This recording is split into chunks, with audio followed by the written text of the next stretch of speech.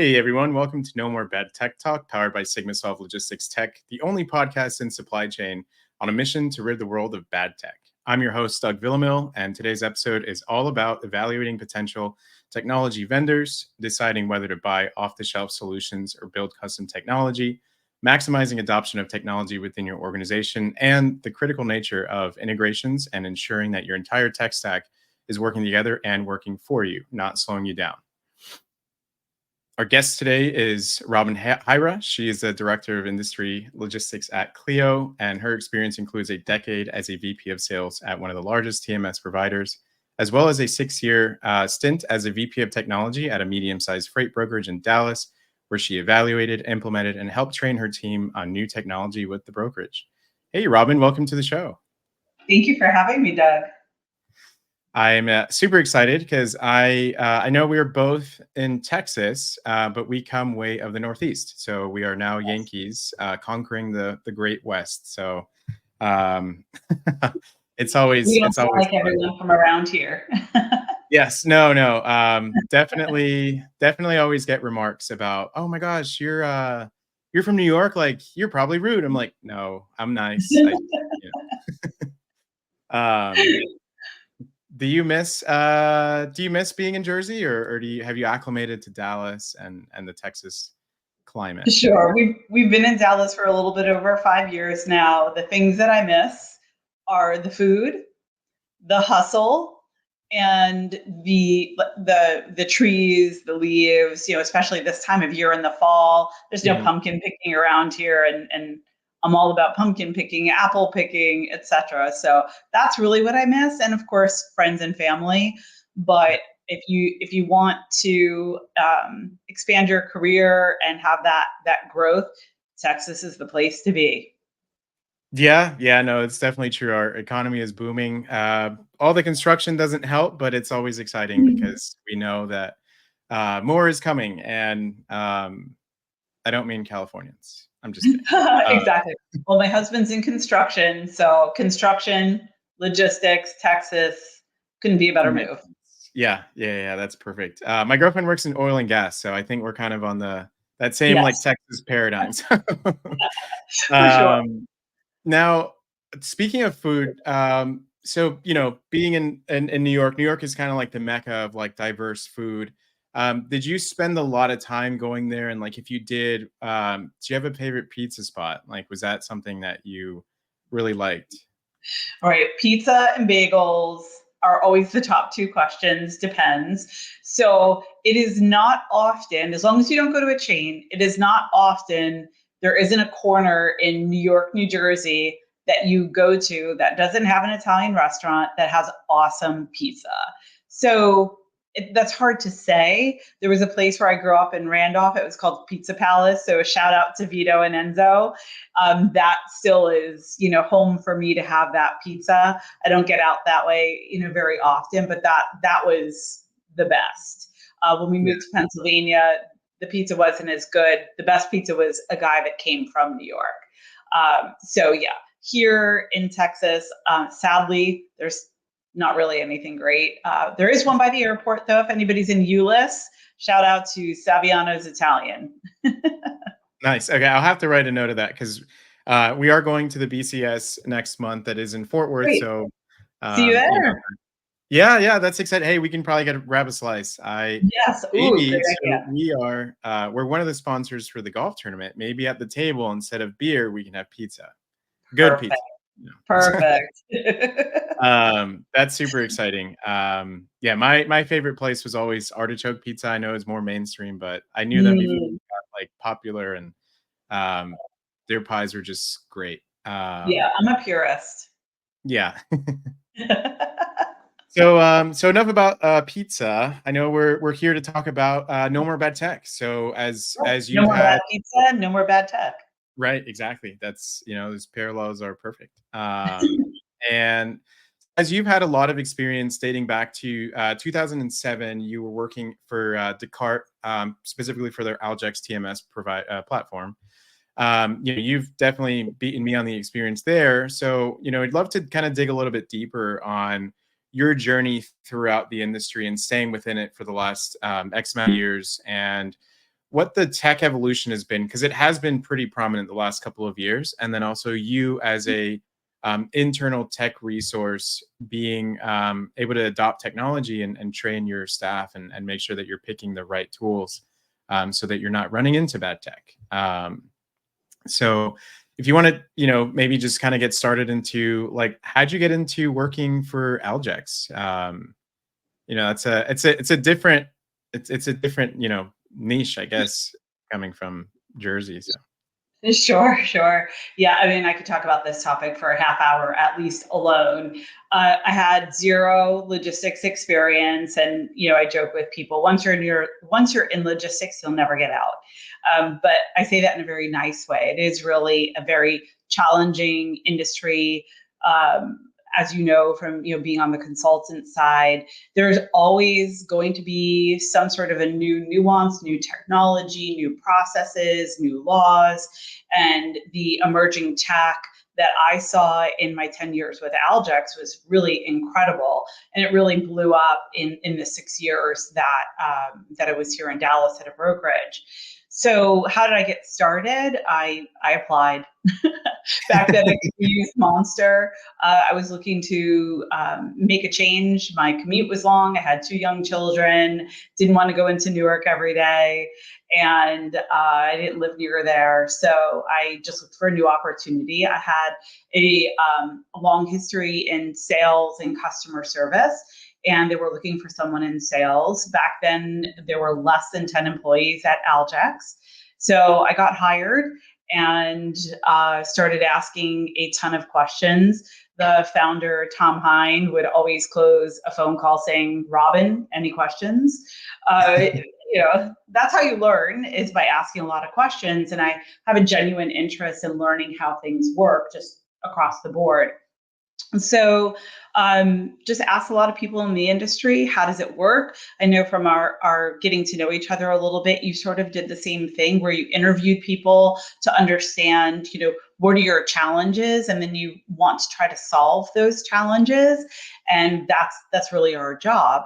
So, Aljex was an incredible learning experience for me. I saw really the very early years of cloud technology. Aljex, if it wasn't the first, I'm sure somebody will fact check that on the backside. So I won't say it was the first, but it was definitely one of the first major TMSs. And I don't even know that Aljex was considered a major TMS at the time, but it was one of the first cloud-based TMSs out there for full truckload and LTL. So I saw the transition from what was called Classic, the move to Vision at the time, or really it was called Tin, but it was that transition from the server on-prem solution that was all customized, moving to the cloud. So back then in 2007 to 9, I had to convince people to go for e-billing, stop using your dot matrix printer, stop printing out the invoices, folding them and mailing them. People were very concerned about the move to the cloud. While I still agree that the cloud is a good move, now we see with all of the fraud and hacks and blah, blah, blah, we see, of course, there is concern, but at the end of the day, disaster recovery, security, risk, all of those things need to be put in place, and you need to make the right decision, right? So when I first started at Aljex, very low tech, then it eventually moved. I want to say some of the first really, really cool tech was when RMIS came out with the electronic onboarding, and that was really game changing. TriumphPay, I was there in the very beginning. We were the first integration partner with TriumphPay. So it was really a lot of new tech started coming in, maybe like around 2014, 15, around that time, we started to see an explosion of technology. And part of my responsibility with Aljex as the company grew was to work with all the third-party trading partners. And that's how I got to know so many people in the industry, like Trey. And, it's really, people in logistics are created. It's within 3 degrees, you can typically connect to just about anyone. So I got to know a lot of the new technology. And then when I made the shift to the brokerage after about 10 years with Aljax, it was really neat being on the technology side, procuring the technology and being able to evaluate it from a completely different perspective. Wow, that's pretty exciting. I'm curious. So, in 2007, I was in middle school, so Thank I had you. no idea. I I'm had no sorry. idea what life How do I was like. disconnect? No, no. Look, as a song like wine, it's finer the Thank more you. Thank you. it ages. But anyways, I'm gonna take my foot out of my mouth. And so with that, I had no idea what was going on in the world, let alone in my classroom. So what when did you start seeing that transition from those like on-prem solutions, some of those more legacy platforms that a lot of people were using at the time? When did you start seeing that shift of like, all right, guys, like we need to be modern, we need to kind of take the next step into the cloud? Mhm. Um and like how was that? I know you mentioned that there was a little bit of apprehension because of course the cloud is a little bit more open, so it's not so private and like secure. Mhm. But Mhm. what was that transition like, and when did it really start and then actually like take off and people started really adopting it? Yeah, that's a really great question. I don't know what the year was. I bet you Cindy Amos from TIA could look back or she could tell you when it was. But I do specifically remember, I'm going to call it maybe 2014 to 16, somewhere around that time frame.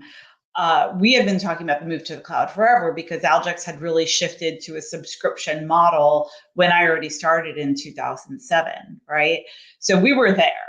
And then I don't know, maybe it was a little bit before 13, I don't know, where it started making that shift to the cloud, where we were getting more and more popular because people were moving to the cloud. There was specifically a conference that I'm trying to remember who it was, but somebody stood up on stage, and the whole theme of the conference was, I want to say it might have even been like Jeff Tucker, and he said, like, if you're not on the cloud now, you better get on the train, otherwise you're going to be left behind. It was very specific. And right after that, it was a complete 180 where all of a sudden everybody started moving to the cloud. Then a lot more TMSs started coming out with free TMS or a cloud version of this, and that's really when it all changed. Wow. Yeah, that's so I guess everybody just a couple of players started and then just everybody kind of took it on. um like kind of correlates with the rest of the world. Once technology got adopted by the bigger players and everybody else wanted to do it too. But sort of with like Right. AI now, right? Everybody in Exactly. their yeah, in their pitch deck, we do AI, and then you really think and you're like, oh, wait, You that's guys, not AI. right. But And it was yeah. probably, I forget what year the iPhone came out. I remember specifically when the iPad came out, I was already with Aljax. Same thing with the iPhone. I was with Aljax at the time, but I'm sure that had a lot to do with it, right? That's when a lot of things started shifting more to the cloud. Um, so with the cloud and a lot of outside factors, that's when all the new technologies and the new capabilities started, coming about. And without that, we wouldn't have all the different types of connections, and we wouldn't have more of like the ease of connecting information. There also too, which is still going on, we're having an issue, or the industry or the world is having an issue where server-based technology is very, very difficult to maintain. Mhm. And especially if there's always one person at the company who has the keys to the castle, as we call it. And what happens if that person gets hit by a bus? What happens if they die? What happens if they leave? And then, is there documentation? Number one. If there is documentation, is it updated? Right? And number three, can anybody even understand what that person wrote down? Because Right. it's what they understand. So we were talking a bit about cooking because that's where every conversation begins, with me typically, but you started it. Um, but you write down a recipe and you understand it. Now give it to someone else. And can they understand it? And are they going to do it the same way? I always talk about secret sauce. It's, I guess, a very Jersey type of thing to say, right? Everybody has their own secret sauce. Every company has their own secret sauce. Every cook or baker does things a certain way. That's their secret sauce. Maybe their tablespoon's a little bit heavier or their pour is a little bit more. And that's always what makes logistics companies or any company a little bit different than the next. So if the person that holds the keys to the castle, that's been there, that created that homegrown software, the one that developed that tool, if it is even documented, is it documented in a manner that everyone else is going to understand, or is it something that only they understand? Mhm. And I think that combined with the Apple iPhone type of generation, and banking was all moving to the cloud. That I think all of those things combined really forced transportation. Transportation has always been more of a follower in the market, and then a lot of businesses or a lot of people came from outside the market because they saw logistics as this growing industry, and they're like, hey, wait a second, we should pay attention over here. All of a sudden we're getting all these logistics customers, just like you and I were talking about with what you Mhm. noticed as well. And then the focus started on logistics. There was a lot of investment money pouring in, and then a lot of people came out from the outside and developed a lot of the tech tools. Yeah. So that's actually a lot of good points. And then I think for the record, the original iPhone came out in '07. Thank you. Okay. And then the iPhone 3G, if you remember 3G. What is that? That was funny. You Yeah. remember the question. I do. I do. I remember everything about that You iPhone. I remember wasn't the dial-up. cool kid that had one, so I had to wait till the six till I got Mhm. my first iPhone. But so you bring up a couple of good points, and I know we could probably talk about this all day, but one of the things that you mentioned is, whenever that sort of tech boom started happening, right? Once everybody started moving to the cloud, logistics was like, hey, like let's catch up with the rest of the world. And then on the outside looking in, people were like, oh man, that's like, fertile land for us to go and invest and build and things like that.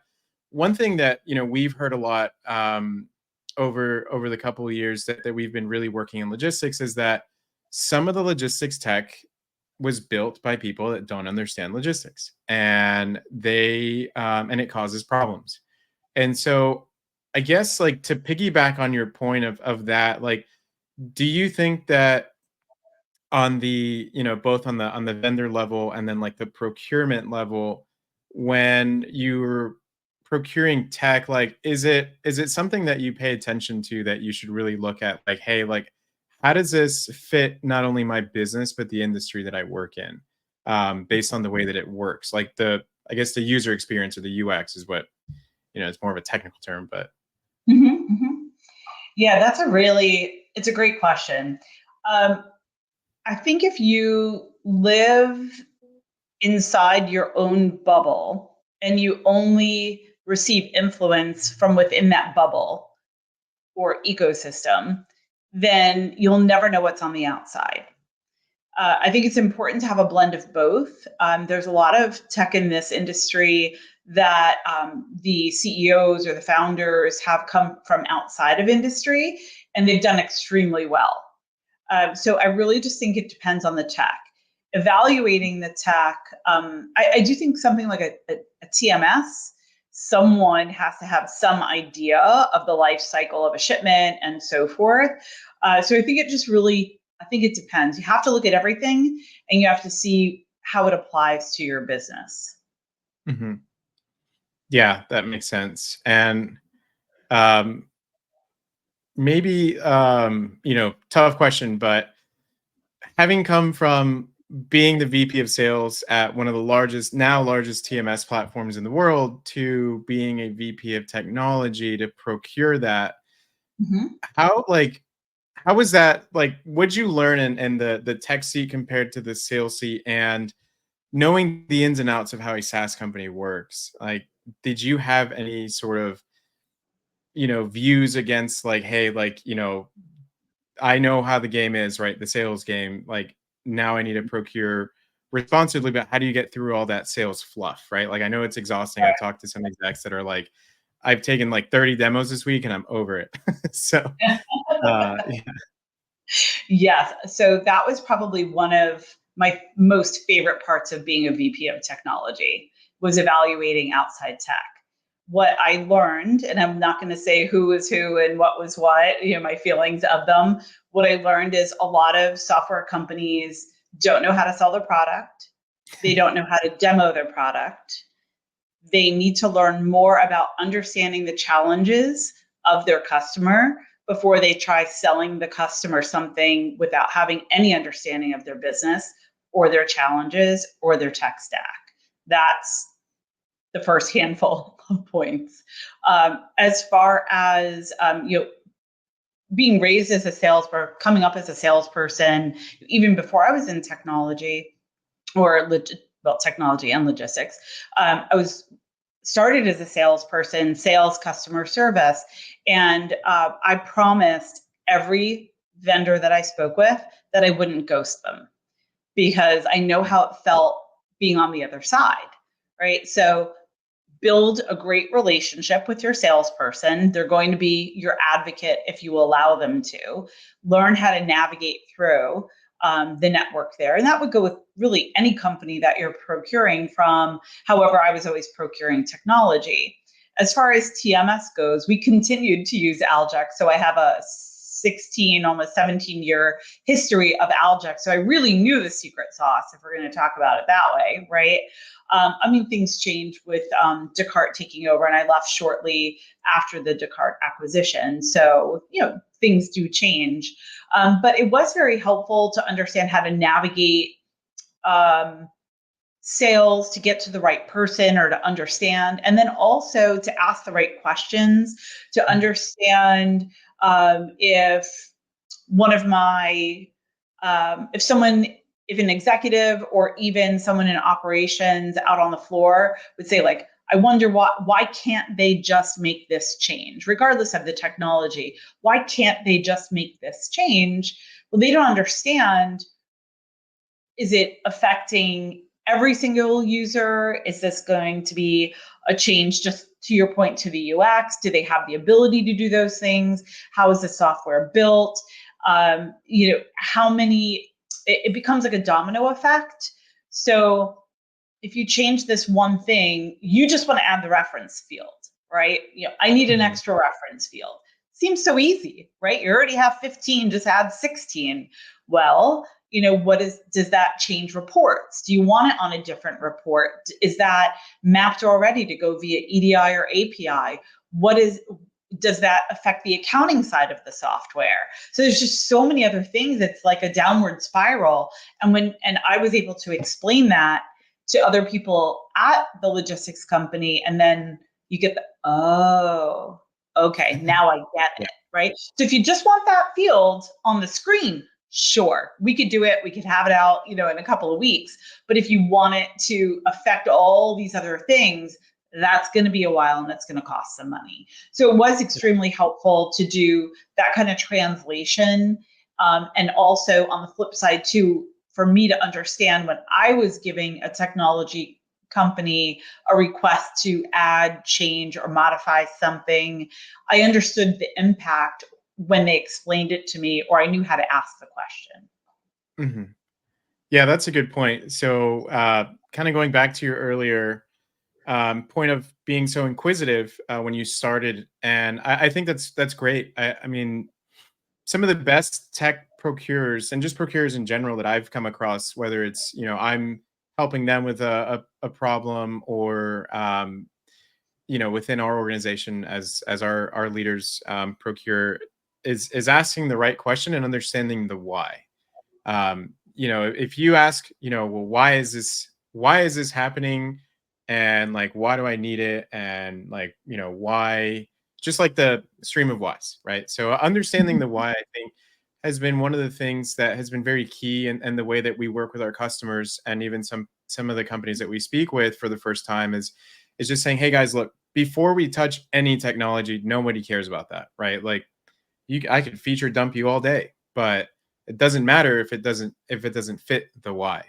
And Mhm. so I think really understanding the way that the business runs and how they work together, and if they don't, like understanding the whys of how they could work together, and then how technology can supplement that. Where I think, across many organizations, we've kind of got into a bad habit of thinking that technology will come and save us, but it can't, right? You think of AI today, AI is useless without any data. And if you have dirty data, the AI is not going to do anything for you.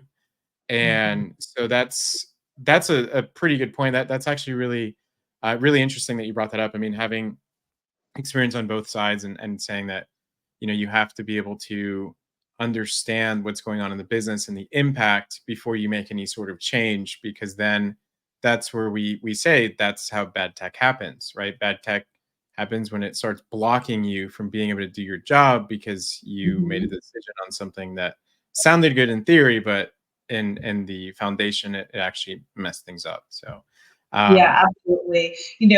We recently, through the TIA, we had a panel, and it was kind of pre-show, at the show, post-show, and any show, depending. And one of my main talk tracks, or the main point that I wanted to get across, really, was that don't go to the show and find technology that's going to help you solve a problem you didn't even know existed, right? Before the show, you want to figure out what are the problems that you're trying to solve, prioritize them, and also take the time to sit with the people on the floor, figure out what they're doing, and understand what their challenges are. You got to see it with your own eyes. And now that I'm with Cleo, the really, I think the coolest part for me is that it's all come full circle. I understand what's going on at the brokerages. I understand what's going on with the software companies, and now I just want to learn more about their whole tech stack, and why they use the things and what they're looking to connect. So that's been really fun for me. yeah. Yeah, we call that around here a tech stack audit. That's usually Yeah, part of the beginning I stage of our really process. want Yeah. for sure. Yep. Yep.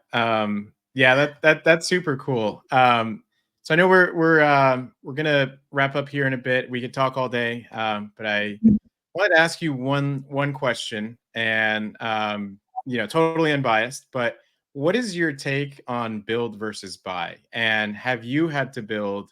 And if so, what was the impact of that, and the benefit of doing that? I evaluated that many times. Uh, the top questions I think I would ask someone is, what is your budget? How much time do you have? And do you currently have staff that has the time to do it, that you can silo to do it? And then I guess the fourth question is, or the fourth statement would be, how long do you think it's going to take to build? And then probably just triple it. Um, it's not, I, I guess I would probably say I wouldn't advise it. It sounds amazing. I get it. I really get it why people want to do it. I just think that there is so much good tech out there that you should evaluate, and then piece all the things together. And I guess I wasn't really planning on doing it this way, but I mean that's why I came to Cleo, Mhm. was because I saw the problems with all the different types of tech connecting, and I thought, well, there's no glue that holds it all together. And with Cleo, you can do any-to-any transformation. So if you have a WMS that only spits out CSV, but you need it to go to API to some other software provider that you need to get data to, or it's your customer, whatnot, we can handle that for you. So that was really the main reason that I went to Cleo. I saw freight payment and audit being a huge problem. I explored that route. I also saw the issue with the connectivity and connecting the whole ecosystem of all the different software that's popped up. And so many of the tools that are out there are so tremendous, but there needed to be a way for all of it to talk to each other. Yeah, and that's final statement on Apple. I am a huge Apple fan, and the biggest thing that I like about Apple is the closed integration. I think it's perfect the way that everything talks to each other. But Robyn, thank you so much for joining us. I would love to have you again on a future episode because we can talk all day, whether it's food, technology, the Northeast. But thank you for sharing your experience, and really got to learn a lot from you. And so I'm sure I'll see you out there in BCS, and come back and see us again soon. Thank you so much for having me. I really enjoyed it. Nice meeting you. Nice meeting you too. Thank you. Well, that's it, guys, for this episode of No More Bad Tech Talk. Make sure to follow us on LinkedIn and Instagram under SigmaSolve Inc. and visit us at nomorebadtech.com to start your journey to a better tech stack. We'll see you next time.